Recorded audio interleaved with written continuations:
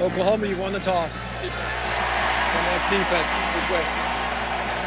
Oklahoma. Oklahoma will play defense first. Georgia's ball this way. That coin flipped by Jeff Heiser landed and flipped over one time. And Oklahoma wins the toss. The Dogs offense and young Jake Fromm go to work first. Think about what these teams have been through throughout the entire year. Not this football season. I'm talking about going back to winter conditioning, and you go through spring ball and summer practices, and you go through the season, and you finally win a championship in your conference, and you're thinking, all right, here we go. You get to the playoff, and you get into a battle like this. It goes back and forth. It's 45-45, and now it's going to come down to extra innings. Not many of the guys in this field have played an overtime game. The last for either side was in 2015, but Baker Mayfield has. That game in Knoxville was his second start. They were way behind, came back, won it in double overtime on the Volunteers field. Of course, Oklahoma wins the toss and decides to take defense just to see what happens with Georgia's possession. Oklahoma's defense shouldn't be worn down. Georgia's run just 58 plays in this game, but they've been explosive. Chubb is the tailback. Listen, crowd in the line against the run. Chubb tries to bounce it, and he'll be met by Okoronkwo. 1 yard gain. Yeah, Mike Stoops taking some chances.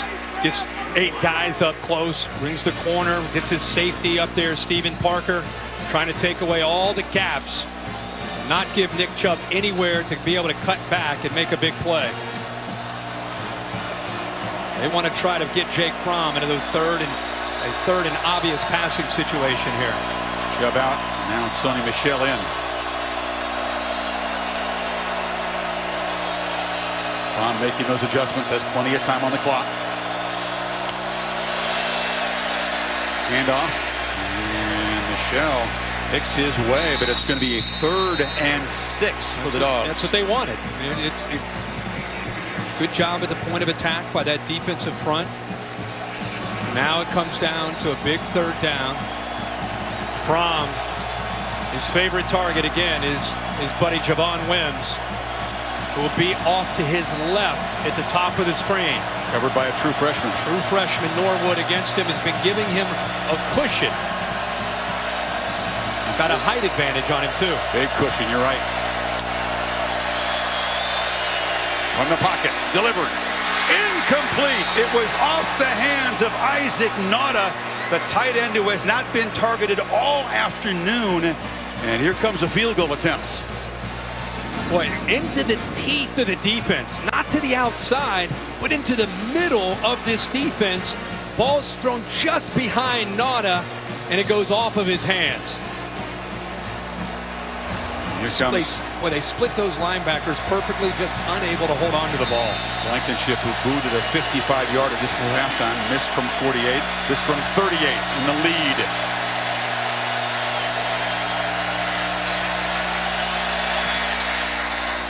Knocks it right through.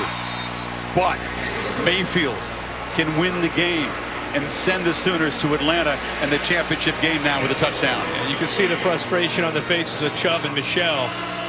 College overtime where both teams get a possession, you always want to go second.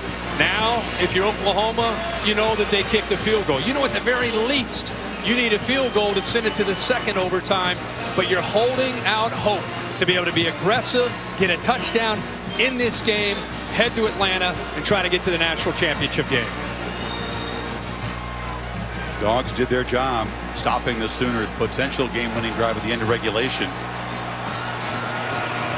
Remember, Dimitri Flowers had some opportunities early in the game as a real threat when they moved the ball down inside the red zone. They like to sneak him behind linebackers.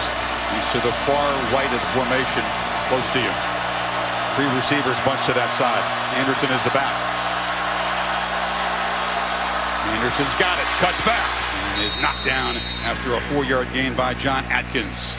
Interesting call here on 1st and 10. You get so caught up in Baker Mayfield and Marquise Brown and all these weapons and speed on the perimeter. Instead, they go back to pounding it, running the football. They're at 232 yards now on the ground, so they've been pretty effective doing that.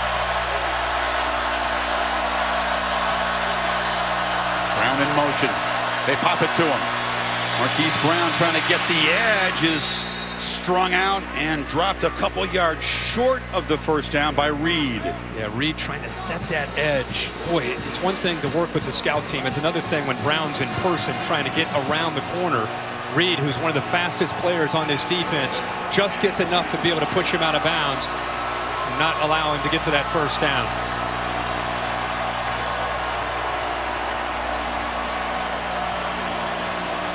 The Sooners keep alive the potential for a game-winning touchdown. They need 2 here.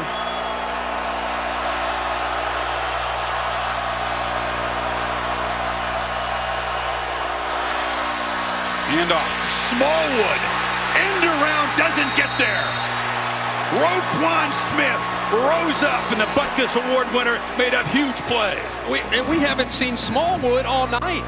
A more physical receiver, not the fastest receiver. Roquan Smith with perfect technique. How fitting the year that he's had for the game to be down at 3rd and short, for him to make that play and not budge even an inch. He pushes Smallwood back. Offense was on the field for a long time. You wonder, did Riley think about it? Did he think about going for it? But here comes Seibert. Must make it. To force double overtime and must hurry. Now they'll spend a timeout, that one that they have in overtime. Don't want to hurry this field goal attempt. It's nothing personal. It's just business. To get started.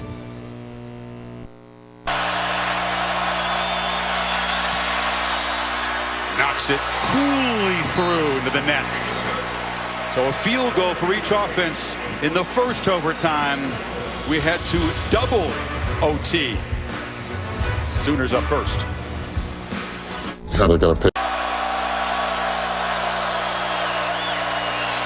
Anderson, the keeper.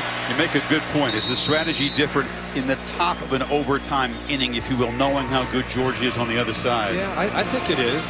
Especially as you move further along here into this second overtime.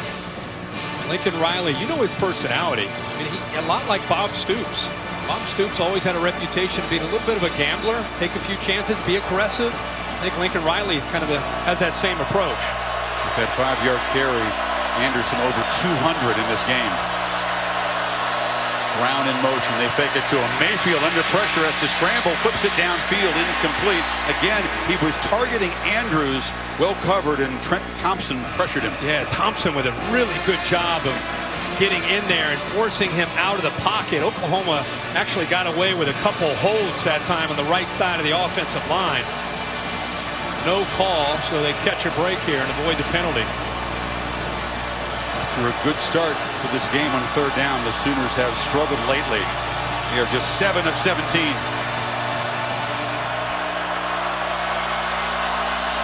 1 of 9 since halftime. Need 5. Oklahoma will spend a timeout. The play clock was winding down, so Lincoln Riley will check that little folded piece of paper that's his play sheet and come up with something here, Kirk. We were kidding him in the meeting about Mike Leach, who he played for, and how small Mike Leach, his play sheet. You got guys like Gary Patterson and others. They got wristbands, the play sheet hooked to their belt all the way down to their knee, and his is a little 8x11 sheet of paper. Youngest football coach in FBS. He just turned 34 in September. Only been on the job 7 months, taking over for a legend. He's gotten his team here, and now he's got to keep a cool head too and make a smart choice. Bob Stoops looking on. Imagine what he's going through.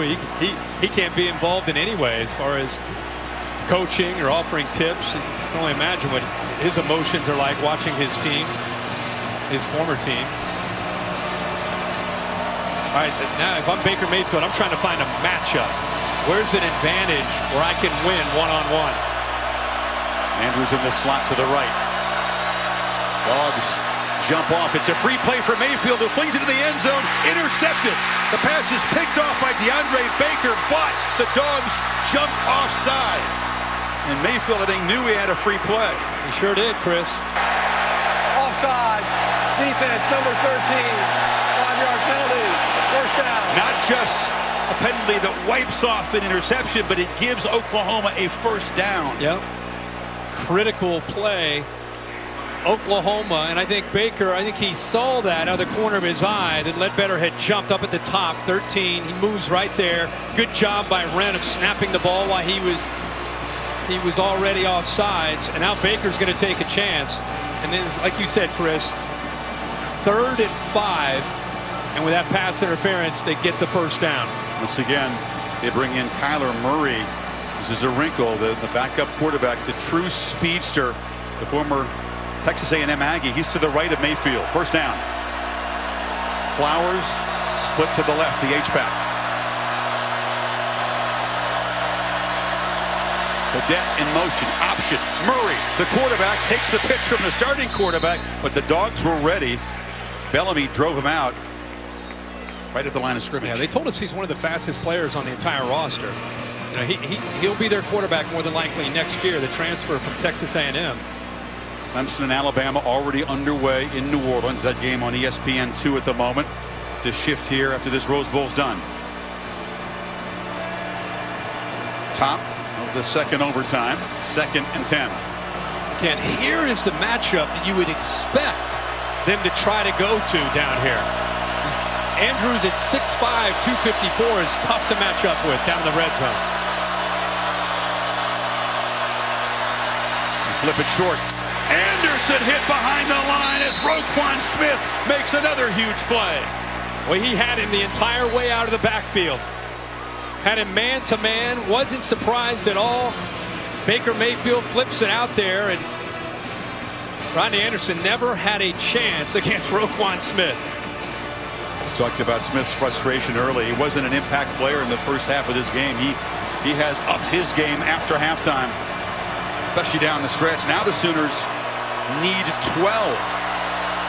It'll be another field goal attempt.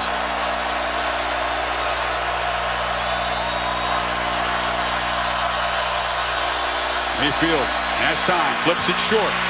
Brown, a long way to go, slips one tackle, spins, but is stopped at the 10-11 yard line, and it's 4th down. Much better job in man-to-man by Baker. It's a crossing route. You've got receivers on the left crossing over, receivers on the right. A lot of times it creates that pick or that traffic jam where you get caught up in the clutter. This time Baker's able to avoid that and eventually chase him down. There's few kickers you'd rather have in this position. You see Seibert's reliability, 27 yards, put the Sooners on top.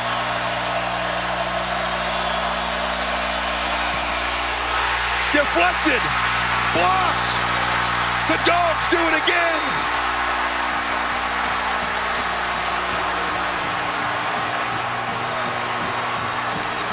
I think Lorenzo Carter got in there. He's got such great length. It's 6'6". I think he was able to get the penetration, get up in the air, and get his right hand on the ball. How about that, a senior for the Dogs?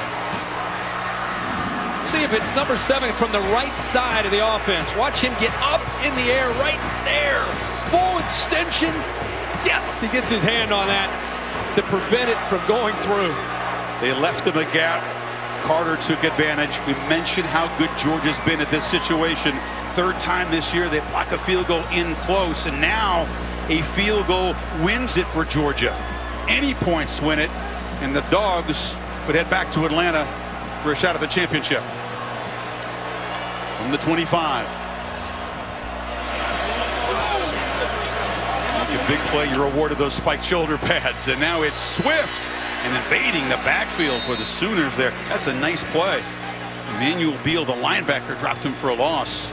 You're expecting a run here and a conservative approach. They just want to be able to stay in field goal range, probably get the ball as close as they can to the middle, and Emmanuel Beal, sensing that, just coming downhill instantly as the ball is snapped.